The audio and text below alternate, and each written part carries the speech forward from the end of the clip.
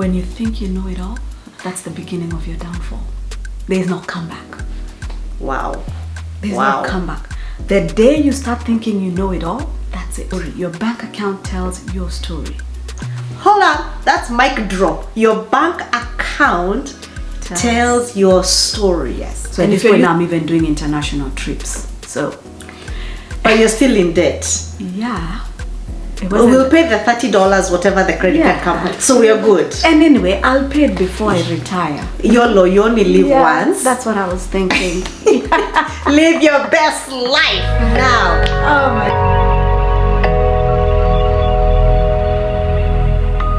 Welcome to the Motivate to Elevate podcast with me, Coach Curry. So this is the place where we move from inspiration to elevation. Today we have a very special episode. As you can see, I have a guest, my friend, but she's not just my friend. She is a boss lady. Come on. Her name is Maina. Carol, say hi to the people. Wave. Hello. Carol is the president of Integrity Financial Resources, serving as a benefits and insurance advisor, and she is the founder of Entrepreneur Women's Network and an active community member here in DFW. If you do not know Carol, there is something wrong. You need to go out a little bit more. Anyways, she has been helping people for 16 years to enter their financial greatness. Who does not want that? And she is recognized for her talent in simplifying complex financial concepts, and thus making her a trusted resource in the insurance and financial literacy space. So, Shangwe Navigelegele, drum roll. Carol, welcome. Thank you so much. Thank you. I'm Carol Maina. I live in Dallas, Texas. Lived in other places like in Alabama, in Kenya. I am that kid that at 18, I thought I was so grown and I decided to move out of my parents' house, I told my parents I wanted to go to college away from them, not just in the next city. I wanted out of the country. So that's how I ended up in Alabama, went to the University of Alabama in Birmingham, got my bachelor's in biology, a minor in chemistry. I'm a mother of two. I have a 5-year-old at this point and a 3-year-old. I was the one who had 2 under 2, yes, married to one husband. And you guys will find out a lot more about me. I played soccer all my life. I did track as well. What? Yes. Okay, Carol, hold on. You played soccer? Yes, I was the soccer captain in high school. Okay, I would never have guessed that. Yes. And what else don't we know? A lot. So I played soccer in primary school. In high school, I was the captain in high school. Just hold on. In Kenya, you grew up in Kenya, right? Yes, I did. Girls were playing soccer, or you were playing soccer with boys? No, we had teams in high school, in primary schools as well. Let me ask, if you don't mind, where did you go to school? Because we need to know these schools that were so progressive, where girls were playing soccer when you were younger. You'll be surprised. Just about all schools. So I was born in Githongori, Kiambu. Then we moved to Lari, still in Kiambu. So I went to some school in the boondocks that most people wouldn't even know if I told you where it is. But it's in Lari, I promise you. For high school, I went to Alliance Girls. Okay, hold up. For you who do not know where Alliance High School is. Alliance Girls. Alliance Girls High School. It's the creme de la creme for those who were A students, and only very few get to go there because we have a wide audience. So I just want people to know that this girl is sharp. So I would not have been your friend. I was not an A student. But here we are. Yes. Then went to college at the University of Alabama in Birmingham. So you went straight from Alliance to Alabama. Yes. So you had a soft landing. Yes, I did. Okay. Yes, I did. Good to note. Yeah. That's not easy coming to America. I wouldn't say the same for my brother because he found out Sunday morning that I was arriving that Sunday afternoon. What? And I was starting school that Monday. So you guys will learn. I do my things fast. Oh my goodness. But yes. Okay, I know, Carol, you do things fast, but that's a bit on the faster side. Okay, so let's move on a little bit. Today we are talking about money. And the reason I asked Carol to come and have a conversation with us is because one of the things that I have come to find in this coaching process is that a lot of people are struggling with debt.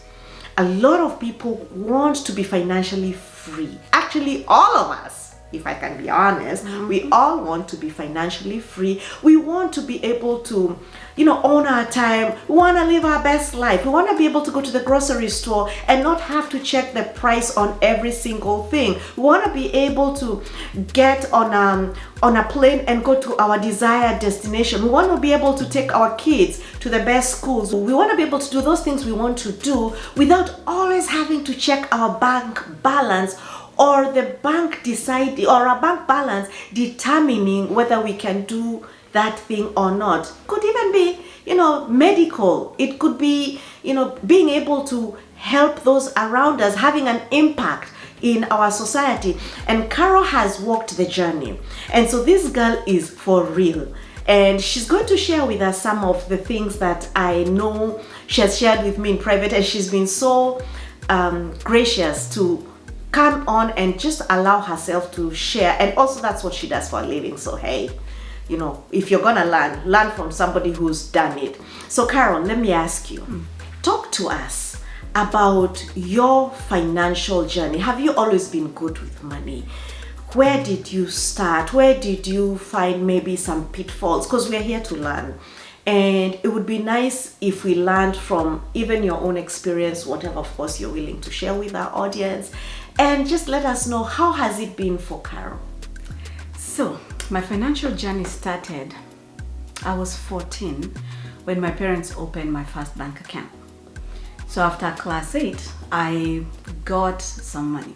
And my father said, you're not spending this money. We're going to put it in a savings account that you're going to start building for your future. Didn't think much into it. I was a 14-year-old. I just thinking, okay, my dad just took my money. Like most parents do, you take your kids' money and don't give it back. And so fast forward, as an adult, 18, I thought I was an adult. He mentioned it again and he said, you remember we opened an account for you when you're 14. And when you get older and you start making your money, make sure you start putting money aside. Again, didn't think much into it. I'm 18. We'll do what 18-year-olds do. Make money and blow it. That's what I thought, right? Then came to the US. I was doing a private sitting job while I was going to school initially, and then I did a lot of other things. But you know what colleges do? I don't know if they still do this, but when you're a college student, there are all these companies that come to you offering you what? Credit cards. Yes. I could not believe it, Corey. Free money? I didn't even work for? Or so you think? Yes, that's what I thought, by the way. So you can swipe this money that you didn't work for and you just pay them, however, slow. People, that was the first mistake I made. Credit cards. Because in my mind, I'm 19 now at this point.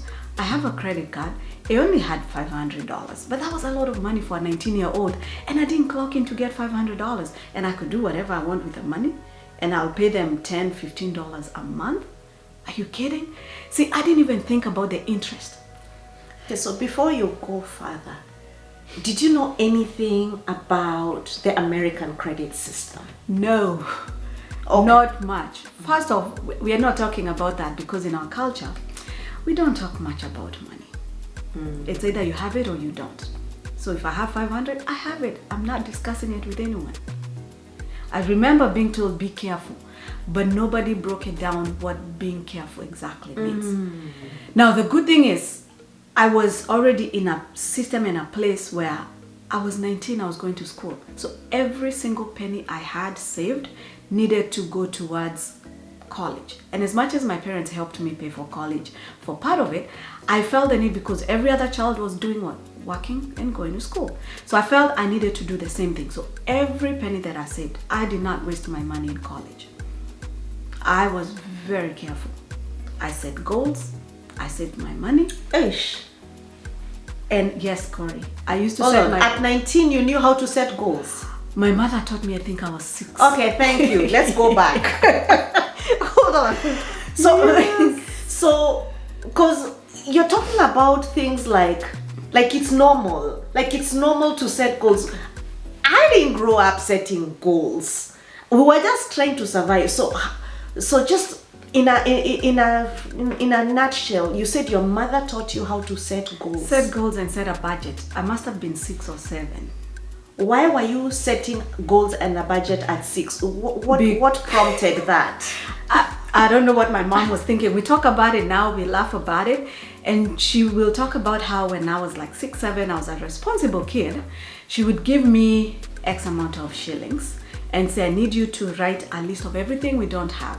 So soap, bread, of course you want candy, so you had to write. We always, in our household, we needed to write a list to go shopping. Then you have this amount of money and you have this list, and this needed to fit both. So you have to think, I can only buy half a loaf and this much soap so I can have enough money for candy. I'm a kid. So I started doing those things as a very young kid. So again, as we walk through this, right, I'll talk about budgeting. But my budgeting journey started very young.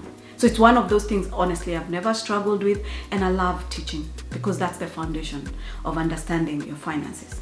So, yes, that's where okay, so let's come back. Hold on. So let's come back. Sorry, I digress because I've never heard of someone who was taught how to budget at 6. Yeah. So now let's come back to you're in college. Yes. Right? And you are now you're making money, and the little money you have, everything has to go to college because you're budgeting. Yes. Okay, so that and bills. I mean, you have a car, you have car insurance, you have. Those days we did not even do car notes. You bought what you could afford. Yeah. I have driven actually this one car my brother bought me. I thank God for my brother every day. He bought me a car because my previous car, my parents bought me a car, it broke down. And that was the second car, so I was not about to ask for that car. And my brother bought me this car for $600. When I tell you, we used to call it my wabo wabo. Oh my goodness. Your wabo wabo. Yes. Oh, where did the name come from? Wabo wabo. That's all. Oh, yeah. I mean, my brother figured this girl is working. Was the AC running? Did it have AC? No. Who was running AC those days? You are not. AC cost gas. No. So we didn't care. As long as, we used to have the swing down. There was nothing like power windows. No. Or rather, let me say, it was there, but it was for more of the high-end cars. Well, I had not seen one at that point. But I bet it was there. But yes, so I drove this car because my brother figured he has a life, and I needed to go to school, and I had this other job I was working. So yeah. Okay. And that's how I survived.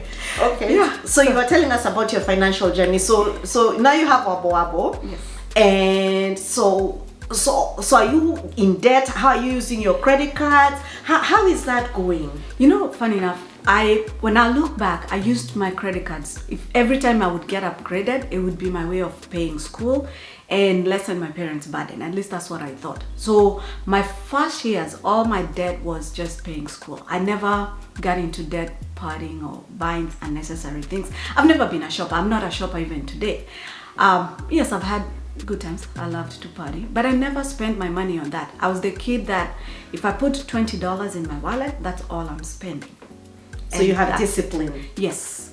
So my first years in college, I did not get in. To me, that was not bad debt. But then when I graduated, the pressure for everybody. How will you know? How will you know? I've upgraded my car, my closet. Now guess what? I'm not even making that kind of money. Remember, I graduated right before the recession. Money is not looking like what I thought it was going to look like. But how will they know? So guess what? I started swiping my credit cards for unnecessary things.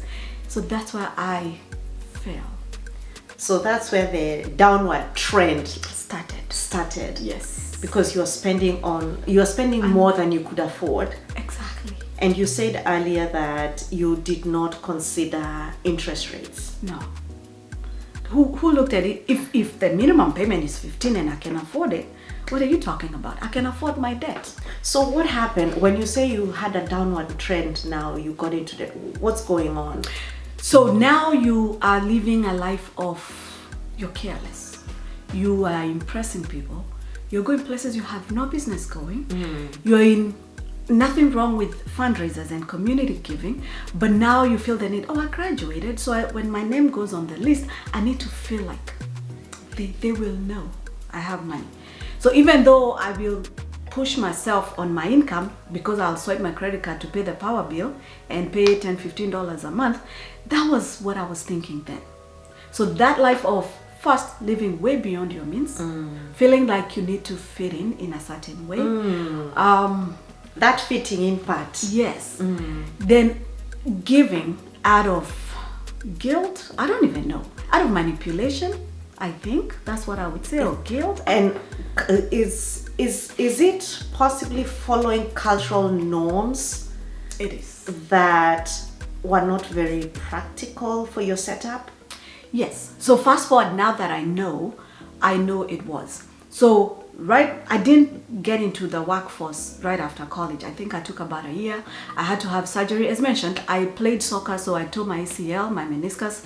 I had to have major surgery. Some of us are not doctors. Okay, that's knee just keep it issues. Simple. Knee issues. Yes, Okay, so I tore the ligaments in your knee, and it ended up being a major surgery. So I needed to have surgery, go into therapy, and so I decided to just take a breather, take care of myself before I got into working. So when I got done, this is 6-7 months after graduation, and now I'm getting ready to get into the workforce, and then about that time, recession was creeping in, so jobs were not easy to come through. So what year is this? This is now 08, because I graduated in 07, so this is 08 that I'm actually starting to think, you know what? Okay. Yeah, I think we need to start thinking what we're doing. Yeah, the recession hit big that time. Yeah. Yes. Yeah. So I didn't even get that deep into business and working. Believe it or not, I told myself I'm giving myself a year. 2008. What did I do? Travel. Yes. Oh. I know, right? Hold on. So, let me make sure I understand you. You've finished college. You still have debt on your credit card from college. From college. Yes. You have a new wardrobe.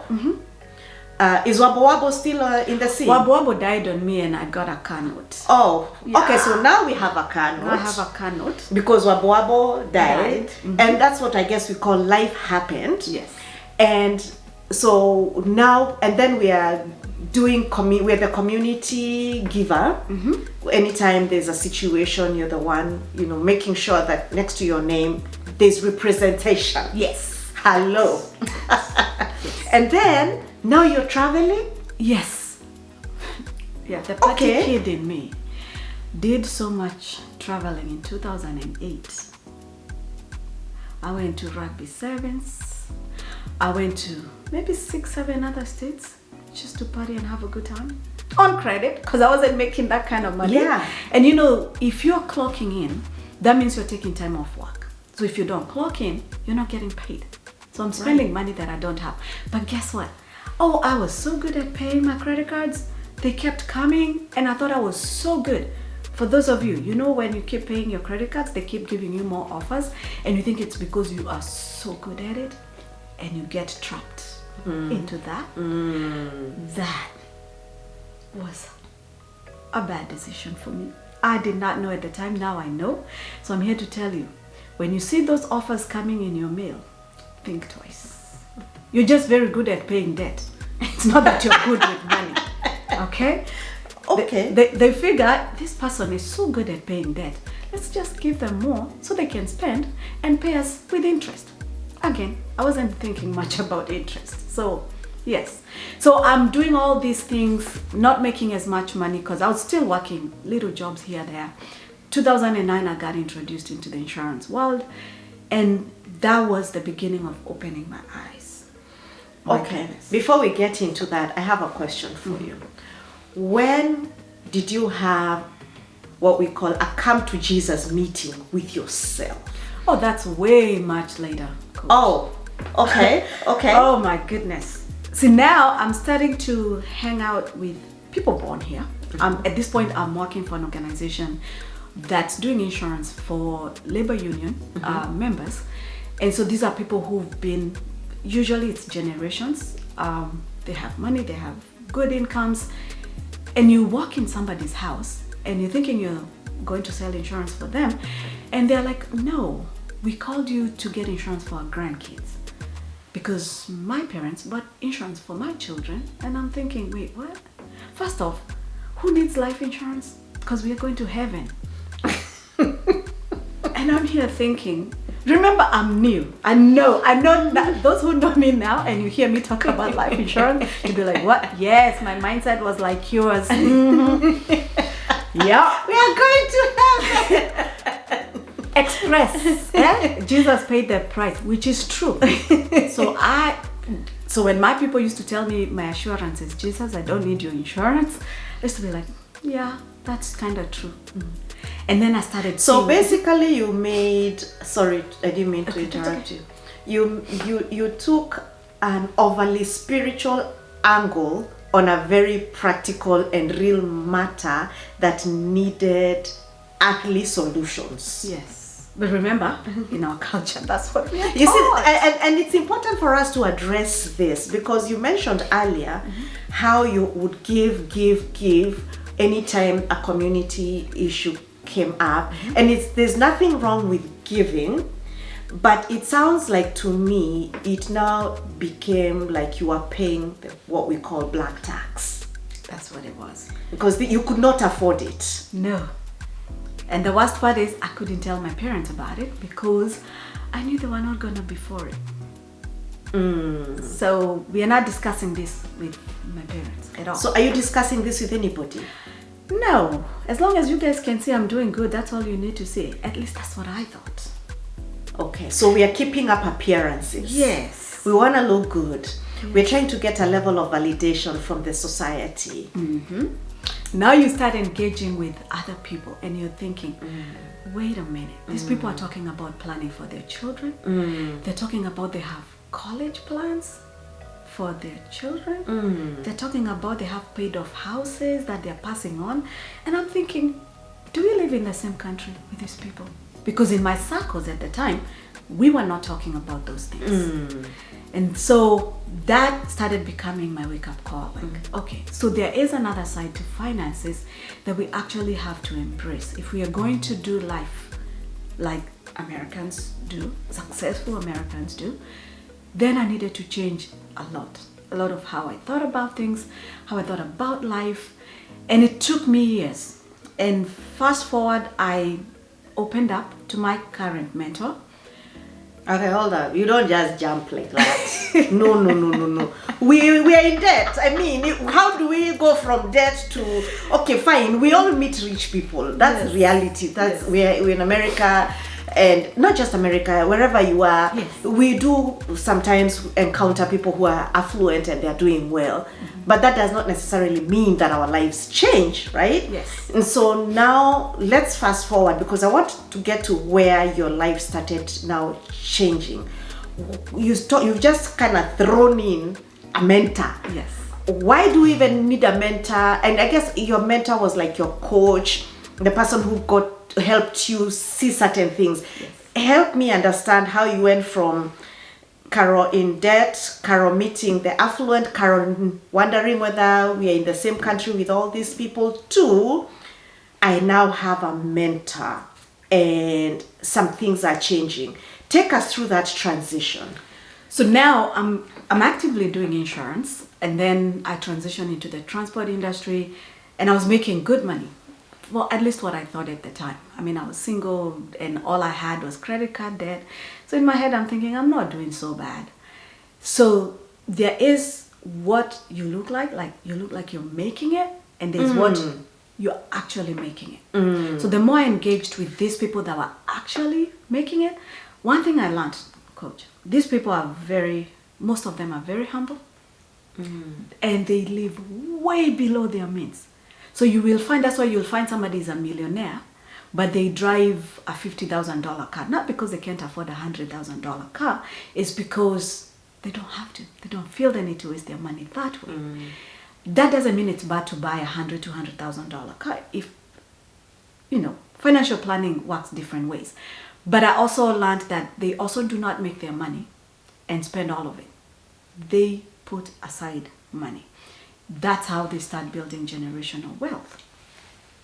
So when I hear somebody saying, my parents did this, I am doing this has happened for my children, then I would be like, wow, if I'm going to even get started for myself, I needed to figure the journey between being in debt and appearances, and where did I need to fix my life to get to where I am today and beyond. And so it was not easy. At the time, I talked to my current mentor, told them what was going on. And you should have seen their jaw drop like, are you kidding? And they said, we need to have a meeting. And so it was a series of meetings. So what I'm hearing is you realized you need help. Yes. And you identified somebody you trusted. Yes. And had a conversation with them on your situation. Yes. Okay. And remember, I'm not crazy in debt at this point.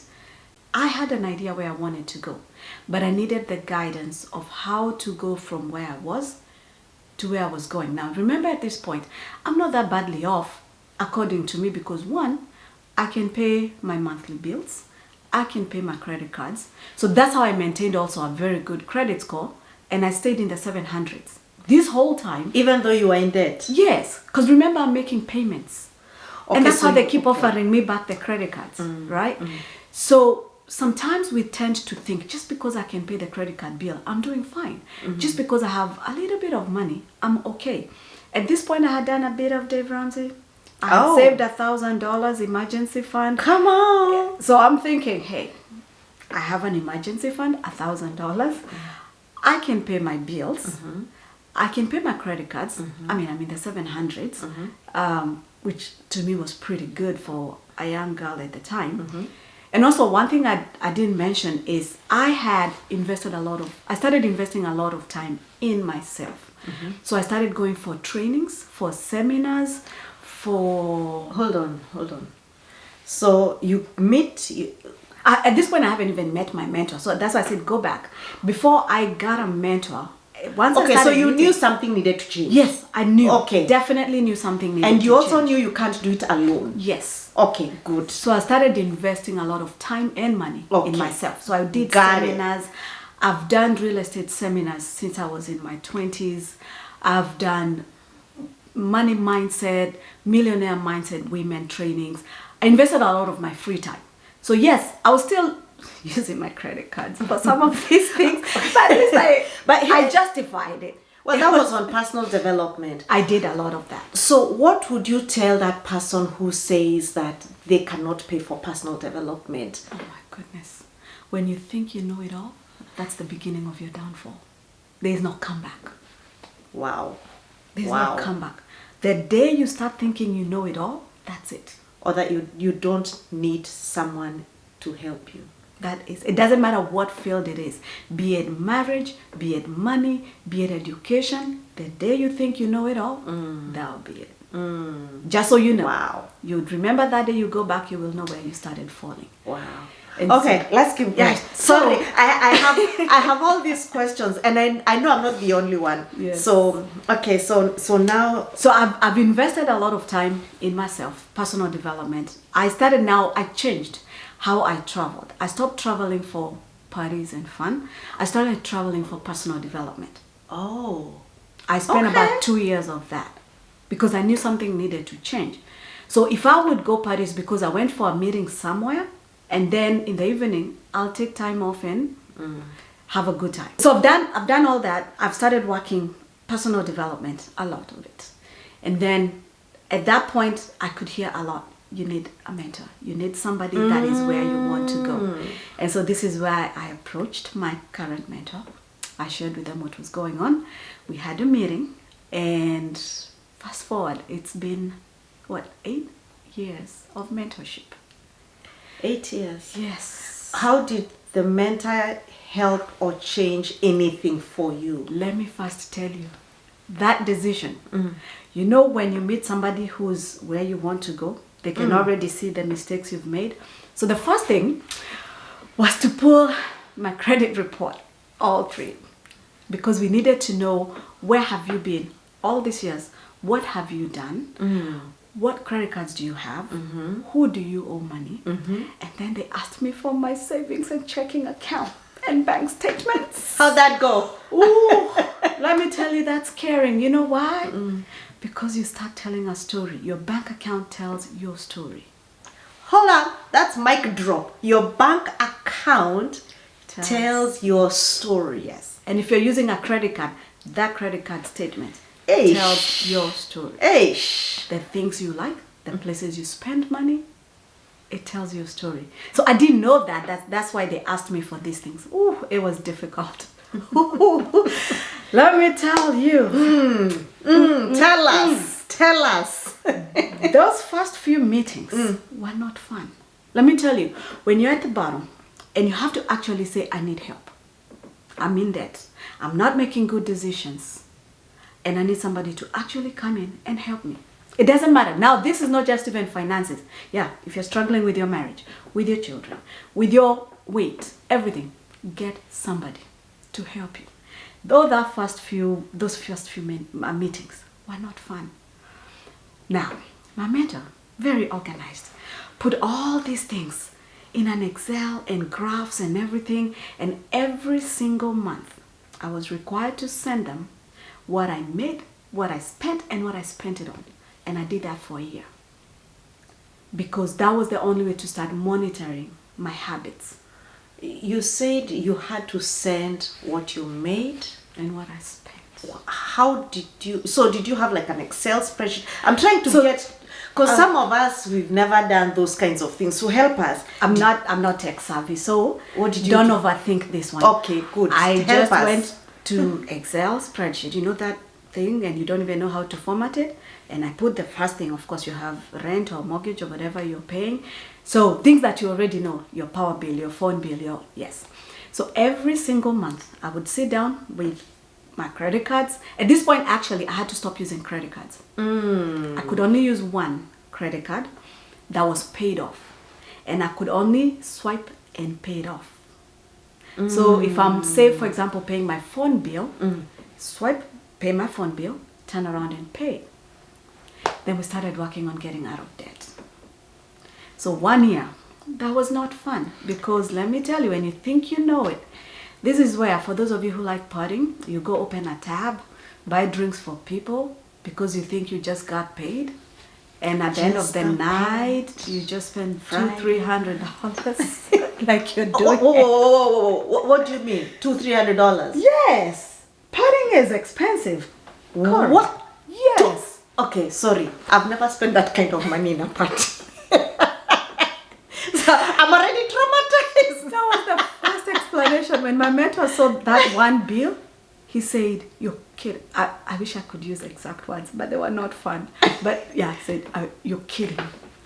How can you be spending this type of money, this kind of money, in the situation you're in?" Now remember, I'm not thinking I'm super bad off, because I can pay my bills, I can pay my credit cards, so it's not that bad. And you're single? Yeah, and I'm single. Yeah. And at this point, I'm starting to make decent income. So I had some extra. So at this point now, I'm even doing international trips. So. But you're still in debt? Yeah. We'll pay the $30, whatever the credit card company. So we are good. And anyway, I'll pay it before I retire. YOLO, you only live once. That's what I was thinking. Live your best life now. Oh my goodness. So it was a process. It definitely was a process. You have to accept that you need help. If you even have $5-10 on a credit card, pay it. If you cannot pay it right now in one payment, you have a problem. Hold up. I know. Hold up. We don't like being told that, but it's you can't gloss that. If you cannot pay your credit card bill in one payment, the whole thing, yes, the whole balance, yes, you have a problem. I have a problem. Actually have a financial problem. Okay, let me sit back and learn. Okay, yes, This keep thing that going. you're making minimum payments, you have a financial problem. I'm saying this because it was told to me, and that's how I was able to see my issues and fix them. And if you've attended, I do a lot of free classes now. Every month we're doing free classes, and these are the things that I'm teaching because I made these mistakes. I don't want people to keep making the same mistakes I made. So, Girl, this is I good. offered myself to teach you guys for free, at least for the next 1 year. We're Sorry, going to share more information. I'm having a moment, Carol. Hold on. I'm having a moment. I'm still stuck at, if you cannot pay your credit card bill in one payment, you have a financial problem. Yes, you do. And thank you, by the way, for the classes that you offer. I attended the one you did, and actually I was a guest. Yes. Because money matters. And the reason I have Carol here is we don't understand that we use money to define our identity. And so as a coach, I've come across this quite a bit, and we have to collaborate to help each other out and help you to be able to align where you're going with who you are and who you are becoming. But that nugget right there, girl, okay, so now you have a mentor. Now you are beginning to understand that you have to be able to clear your credit card balance. Yes. But you're making international trips. Yes. Help let me tell you, Help me understand that you're thinking. What are you thinking, girl? You have a mentor. Your mentor is telling you as it is. Yes. But you still have a codependent relationship with money. Why? What's going on? I mean, how will they know? I'm not doing that bad. So was it about you or is it about them? I don't even know now. Now, but let me tell you one thing I had to do. I used to do 6 to 8 weeks out of the country every year. So that had to be cut back to 3 weeks. Now, that became important because also I felt the need to spend quality time with my parents. And so now it went from, I don't need 8 weeks at that time, because all I did, honestly, when my dad said, yeah, anyway, when you come, we only see you for 1 week. The rest of the time you're partying. Yes. So that needed to be cut off. And so we had the conversation of it was important. And I had to list things that were very important for me. And so quality time with my parents was important. And so it was one of those things I was not willing to let go completely. So we had to, in my money management, we had to plan for that. My mentor didn't quite agree with it, but I did it. But one of the other things I did, I knew I needed to start making more money. He kept saying that all the time. Do you know a lot of your issues can be solved when you start making more money? I'm like, yeah, but how? So when I started sending how much I was making, he would ask, why did you make this last month and not this month? What did you do? And so I had to start looking into myself, into my schedules. Because remember at this point, I'm fully self-employed. And one thing about being self-employed and working from home is people think that you can just wing it. And no, you can't. If you're going to... No, you can't. Now, when you're employed, your employer structures your working time. When you're self-employed, it takes all the discipline to be able to make it. And so one of the things in my earlier financial get out of this mess journey, I started working on a schedule. Oh, I was like, but why do I need one? I can work whenever I'm single. I can work on Saturday if I did work on Monday. No, it wasn't cutting it with my mentor. So, and that's how to date I work Monday through Friday and Saturday, Sunday by appointments only. So those are habits I picked up in the beginning of my financial journey. So what I'm hearing, Carol, is while you are trying to get out of your financial mess, you are not being consistent in the things that you are doing. So you would have some good days, some good months, and some not so good months, right? Exactly, yes. But now when you put together something, a tool, which is a schedule that helped you plan your days, you are able to be consistent. Yes. Okay, so now you have a schedule, which is a tool. So we started with recognizing your debt, getting help. Now we have a schedule. Yes. Okay, so now you've learned, you're Making baby steps. yes, you're making baby steps, and now you're being consistent in what you're doing. So what happened when now you started working within your schedule and being more intentional? So actually, one thing I have found is when you stay consistent with something long enough, you start seeing the fruits of your labor. And Do you that's it. remember the video you just watched? If you haven't watched the video on consistency, which is amazing because we hadn't even talked about this. Okay. My previous video was actually on consistency, so please go back and watch it. I'll put the link in the description because it is critical to understand the power of consistency, because with consistency you build momentum. Yes, you do. Okay, go ahead. So that's what happened. So now we're getting out of debt, and now we're starting to make a little bit more money. But one thing that my mentor helped me understand is the power of the relationships you have. Social capital. Yes. And this included, which was a requirement at the time I'm single. So whenever I met somebody, it was a requirement that they met him to make sure that that person was aligned with my goals for the future. So remember, I don't know it all at this point, but I have somebody helping me to see things in a different perspective. And this is, I know, I've said this if you've heard me talk about it, it's something a lot of women make mistakes when you're getting married, when you're dating, feeling like, first of all, you just attach emotions and forget that this person is a whole person. Their mindset, their financial discipline, their background affects everything, especially if you end up getting married. Okay, hold on, Carol, hold on. You've just jumped into some hot water. Okay. Hot water. Let us take it slow, because this is a very critical part of this conversation. I'm hearing you say that before you get married, before you're in a serious dating relationship, or even before you really even align with someone, you need to understand their financial mindset. Yes. The way they think about money, their priorities. Why does it matter? I know, but because you're in that space, help me understand, because you see this all the time.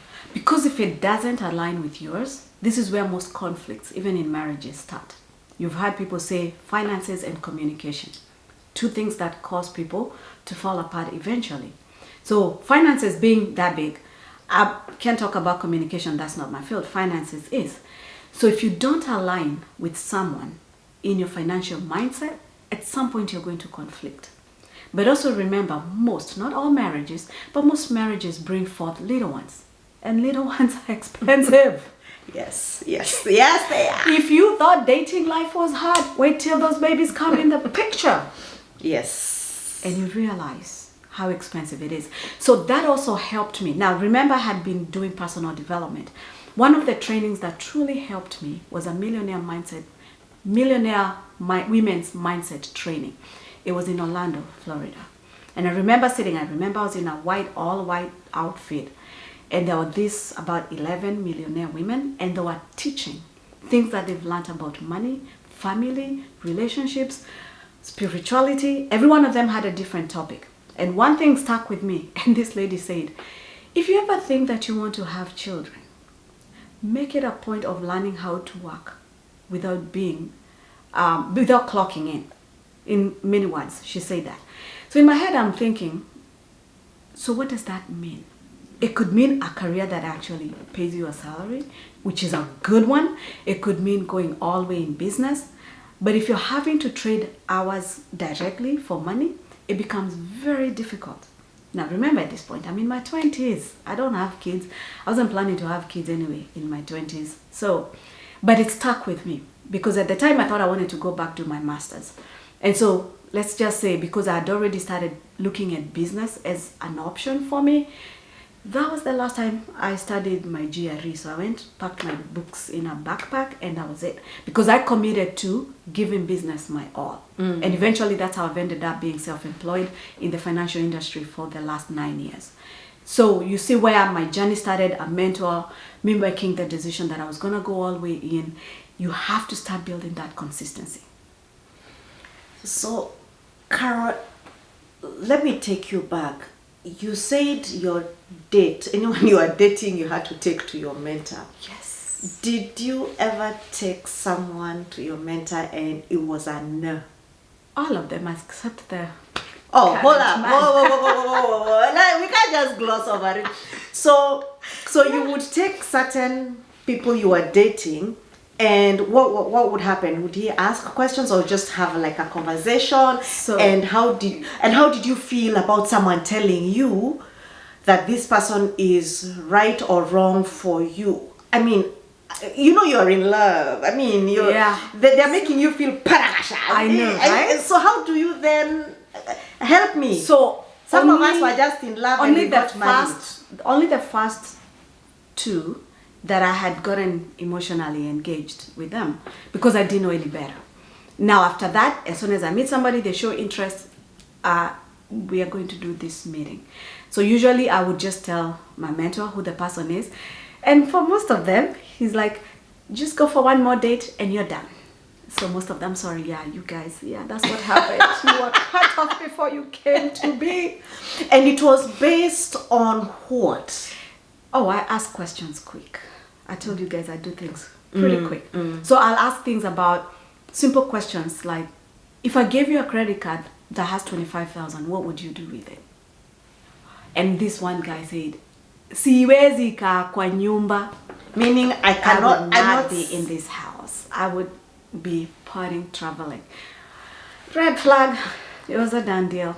That one did not even need to go past that day. What? Yes. I would ask questions. I would ask things about people's background, because also who you engage with, who you marry, if you don't understand where they're coming from, questions like, how much support do you give your family back home?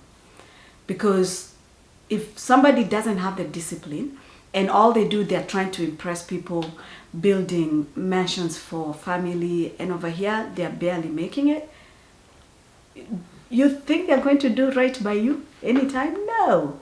So those are things that for me would come up within the first 2-3 conversations. I would ask questions quick. So, yeah. Wow.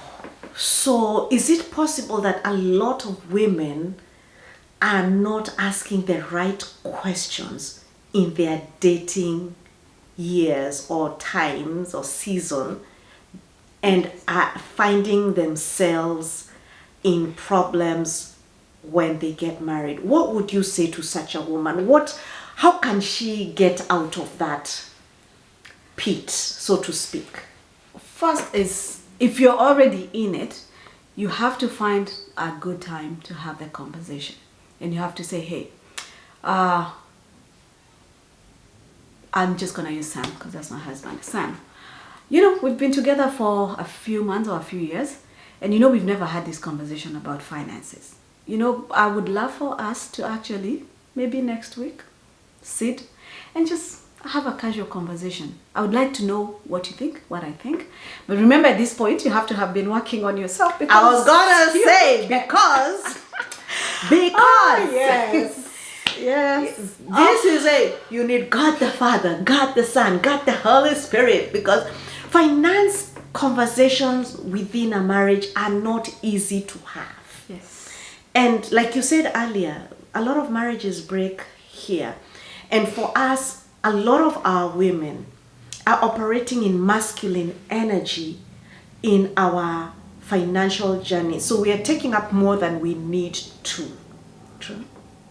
Okay. I don't wanna bring in my take, but that's probably a conversation I will address at a later point, because now I want us to focus on how do we get out of debt? How do we get prosperous? Don't get in debt in the first place, right? Okay, That's it's a little late. We're in debt. So now we have a mentor. Now we are getting out of debt. Yes. But what does financial freedom really look like? And how do you help people or families, come together and, really have a shift in their thinking so that you can help them gain that financial freedom? The first thing is the confidence to even start thinking about it yourself, and then to also be able to have that conversation. So if you're married, at some point you have to have this conversation with your spouse. If you're single, it's within you. You have to have this conversation with yourself. So the classes I'm doing right now is to allow people to dig deep in their heads and start thinking about these things. Because if you don't start thinking about things like budgeting, how taxes affect you, protection, if you have children, planning for them and how you plan for them. Again, especially for us who are from two different continents, planning for children looks very different from how our parents planned for us. So I've always said our parents' generation passed wealth in form of land. And that's why you find us, we are so stuck in buying shambas, buying land back home without thinking, why exactly are you doing it? So first you have to even start thinking about it for you to even start taking the steps to know, okay, let me look at my bank account. I can promise you, most people that I've talked to have never sat and gone through their 3 months worth of spending to know where you spend your money. Simple question, ask people, what's your giving budget? What is that? Oh, I just give as the community demands. No. You have to have it on your budget and say, I give, for example, for those of you who have to support parents, I give X amount of money to my parents for their support. And your parents need to understand that that's all they're getting. Because remember, if they had a job at this point, if they say your dad or your mom was a teacher and they were making $2,000 a month and they would survive, and you commit to giving that to them, that's all they're getting. Now, of course, if they live, say, for example, in Kenya, they don't need that type of money. They survived on 30,000. They know how to survive. But if you're going to commit to doing 100, or they're going to spend your money. So those are things you have to start reconciling within you. Are you doing it because you want to do it? Or are you doing it to show off? Or are you doing it out of guilt? Are you doing it out of manipulation? Why exactly are you spending money the way you spend your money? It's your money. People say, it's my money, I can do whatever I want. Oh, I promise you, my mentor, I told him that. He said, you're right about that, but you're not going to be wasting my time. Come on. It's your money. Do what you want with it. But then if you want to get first out of debt and then get into financial freedom, you cannot get into financial freedom when you're in debt. Bad debt. And one thing that most people don't understand, especially like in this season, I'm seeing a lot of people committing to buying ridiculous, expensive life insurance policies and say even if this policy gives you 8 to 12%, but your credit card charges you 17 to 22. Take away everything else and think math-wise. Do you want to pay off this that's sucking 22%? Because interest is interest. Or do you want to invest in something that's giving? Again, you can imagine, I was the insurance agent who could not invest in an IUL then. So I had to learn, when you do the entire financial picture, you have to see what is taking away money from you and what's giving you money. Now, understand, as an insurance agent as well, I am for buying insurance that fits your budget and your needs. And I had to understand at that point, because of what was going on, I could not invest enough money into it because it wasn't going to give what was coming out. So sometimes because of timing, say for example, you're in your 30s, your 40s, you need to buy the life insurance. This is where I tell people, just buy a term policy, convert it.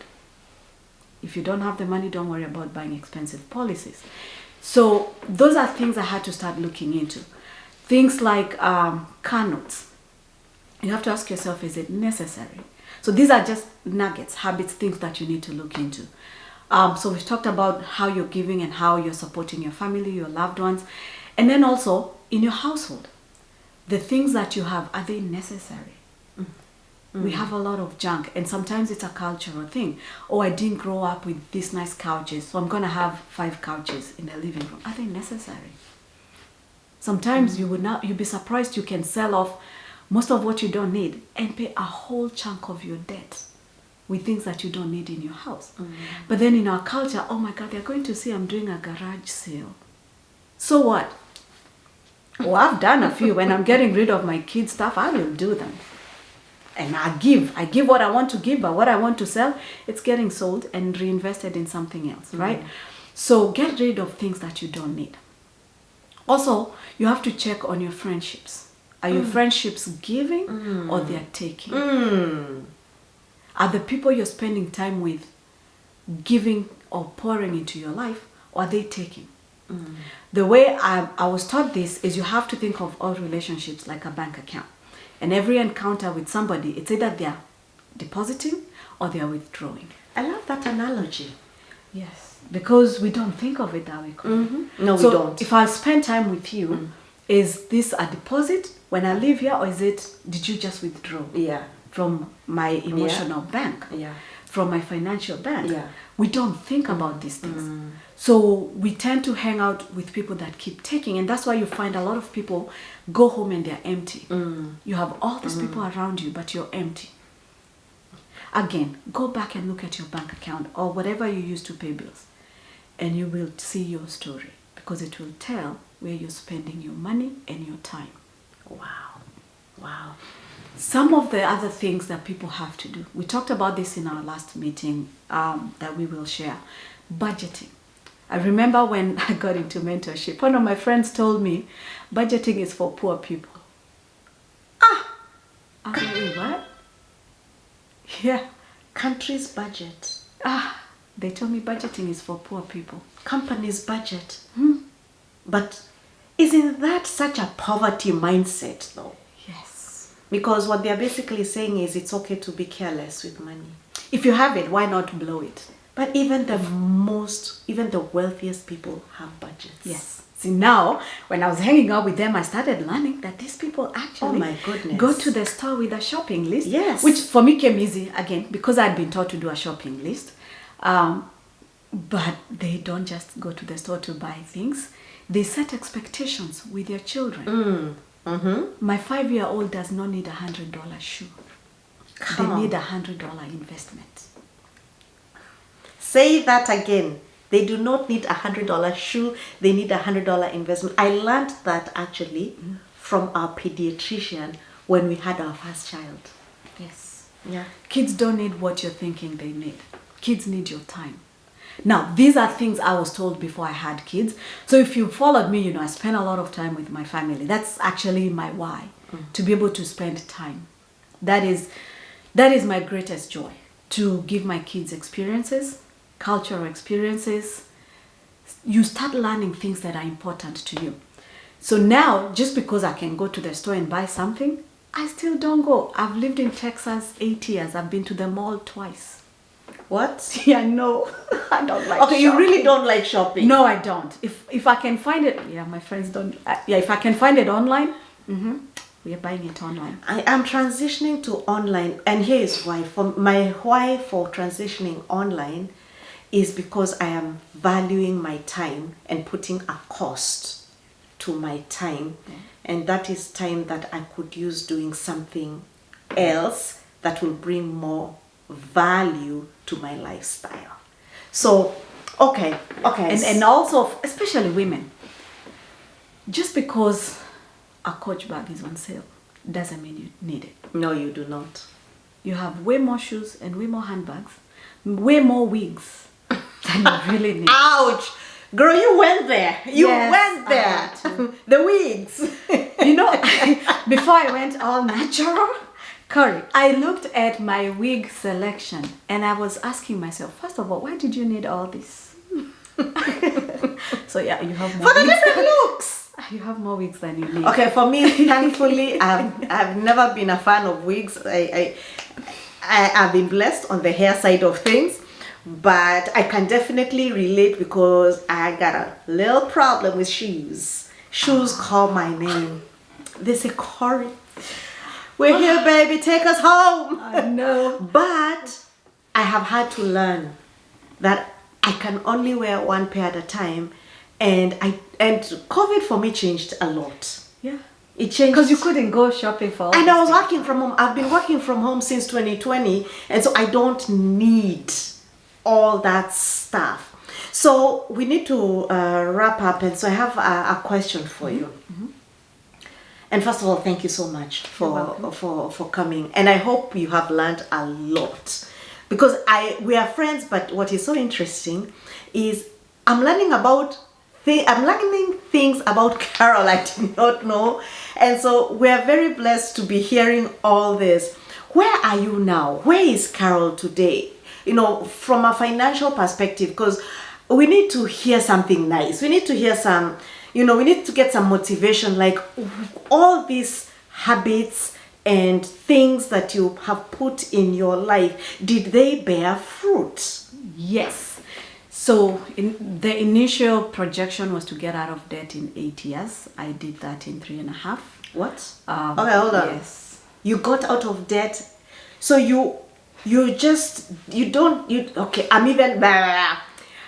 didn't just exceed, you didn't just meet your goal, you exceeded by cutting down the time to 3.5 years. Because my issue was, with money, it's either you're spending more than you have or you're not making enough. Now, mine was both. I was just not making enough and I was spending more than I have. So once I fixed those, it was easier. Also, the disciplines. So remember, there are a lot of things that I knew from a young age, like budgeting, using a shopping list. So those are things today that come so natural for me. So like in my house, there's that magnet thing that you put on your fridge. If something runs out, please put it on the list, because if it's not on the list, it's not getting bought, right? So what about when you go to the grocery store? You don't go down every aisle? No, I have a list. I love Costco. Yeah, I'm not trying to promote them, but I love them. So I know exactly. If I'm getting fruits, vegetables, I go there. If I need some meat, I know where it is. If I need drinks, diapers, thank God we are not spending as much on diapers anymore. But I knew exactly where I would get those things. So no, there are many aisles in Costco that I've not been to because there is nothing there that I needed. Wow, So, that's awesome. yes. Okay, so back to So where are we today? So that was that. Also, remember when I was younger, I was told that if I wanted to be where I am today, what I needed to do, this was about 10, 11 years ago, when that lady said, if you want to spend quality time with your children and have a certain life, that I needed to commit to business. So fast forward, now I'm full-time, been full-time in business 9 years. I have enjoyed helping people on this type of things, financial literacy, and also helping people get proper insurance. And that also, working from home has allowed me to be a present mom, a devoted wife. And so when you see me do certain things and I tell people I don't have time, it's not that I don't have time for me or my children. There are just certain things that are very important right now. I have been told, and Corey has told me numerous times, these kids will grow. Oh, yeah. And one day they will not care to spend as much time as they do. So before we get there, I'm grateful that I'm able to spend a lot of time with my children. So I drop them to school every day. I pick them up every day. We do a lot of activities. So where am I today? Being able to do kids' activities. Had I stayed in the path that I was in, I would be swiping credit cards for my kids' activities. Wow. Or they would not just be in those activities. So now, when I look at my budget, I can say, okay, so my daughter does gymnastics, she does cheer prep, she's in karate, and she's about to go back in, she does swimming every year. So those are things. And how old is she? She's 5. She sounds like she's going to 16. I know. But we are able to have the conversations, and she said, Mommy, can I try cheer prep? So we went for a class last year. She didn't like it. Then this year sometime she said, Mommy, can I try it again? And then she said at the end of it, she said, Mommy, I would like to do cheer prep. And to be able to say, yes, baby, that's what you want? Let's do it. And knowing that I'm not swiping a credit card for it. That has been important for me. My son does karate and he's in soccer. he loves. Started playing That soccer when he little was, boy. he started soccer when he was 2. Wow. And started karate when he just turned 3. So, but he did soccer because he would see their dad watching soccer, and he said, "Mommy, I want to do that." And I said, "Do you want us to try?" We did a trial class, and he said, "Mommy, I want to play soccer." And soccer it is. He plays soccer. He does karate because the sister is in karate, so they have the same trainer. So that is where. So had I stayed where I was, I would first of all either be swiping credit cards again, living beyond my means. So when you see this life, is because I had to build a discipline over time. What about travel? Are you now traveling? Because, Yes. you know, we know you're a party girl. Yes. Yes, we do. More than the average family with young kids, we do. Now you can afford it. Yes. You know, the good thing is I don't swipe the credit card, come pay it. We plan, like we just came from an 11-day vacation. We plan it in advance. We make sure it's paid off. So when we come back, we don't owe a penny on the vacation. We have tried to do 2 international trips for our children. So baby boy did London for his first trip. And we've been to Vienna, Austria for his second international trip. Baby girl has had more because she's older. But those are things that we are committing to, just cultural experiences. Again, you figure what's important for you. I love to travel, and so I want to do that life with my children. Of course, they get to 10, 13 and say, "Mommy, I don't want to travel. I want to shop," Oh, and you no. don't like shopping. Okay. Now, let me warn you. Uh-huh. We traveled a lot with our children when they were younger.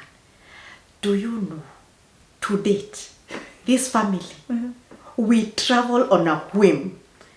And, yani, budgets, yes, fortunately the budgets are there, but the values you're putting in them are the values they are going to carry. And I love those moments because even as adults, it's a value that can translate to adulthood, that allows you as a family to still be able to spend quality time together, even when they get married. So with doing everything that you do, you have to start planning for your retirement.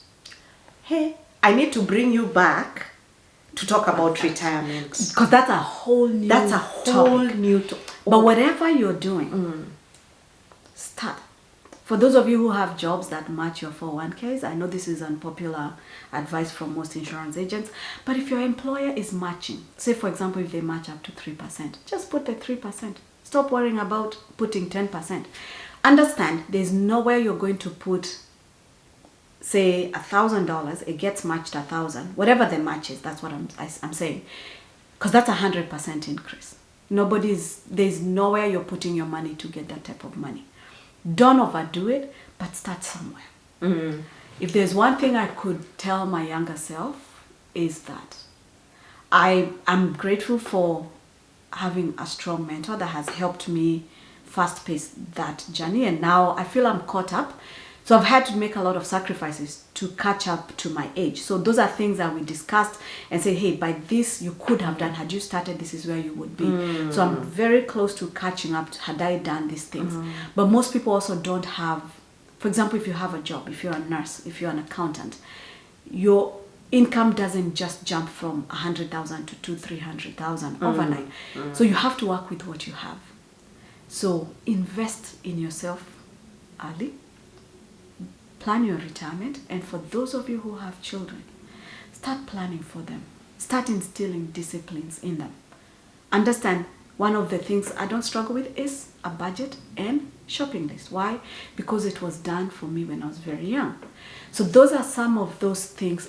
I think if I could say, we can dig into retirement because yeah, that's a whole. But if you really like if you'd like Carol to come back and talk to us about retirement, please put a comment in the comment section, because really we have learned a lot today. And it's true, we can't exhaust. Money is such a wide topic, but we would like to tackle even more. And if you have any suggestions of something that you'd like Carol to address, let me know. I will put her information in the description box, and you can follow her. What are your handles, your social media handles? So Carol Kabi Maina, IIB team. So, but if you find me on Facebook or WhatsApp, it's going to be Carol Kabi Maina. Awesome. Yes. Awesome. So, but thank you. I hope this really helps somebody. Start somewhere. Yeah. Don't feel bad. You're not alone. Oh yeah, you see this glorious life. It came from somewhere. It came from years of pain and sweat and tears Yes. and sacrifice and discipline. And consistency. Amen. Amen. Thank you. Oh, Thank you you're for welcome. allowing me to share my story. I've shared it several times. For those who have asked, I have helped a few of you get on the same path. I don't do one-on-one coaching. I just enjoy doing this for now. And so please come to our classes. I teach this every month on Zoom.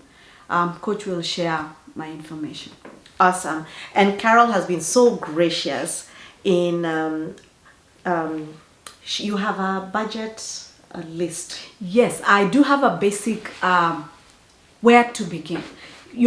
Actually, this works for me too, but if you're brand new, don't even know much about money, I created this one page actually list of how to go about starting your budgeting life. See, we're bringing you guests with value, and it's free. She's not charging us for it. And I know you can probably say, oh, I can get this online. This one has been done from a place of intentionality, and it's curated for you to help you start your journey to financial prosperity and financial freedom. And so I will also put that in the description box, so you should be able to download it quite easily. And we've come to the end of our show for today.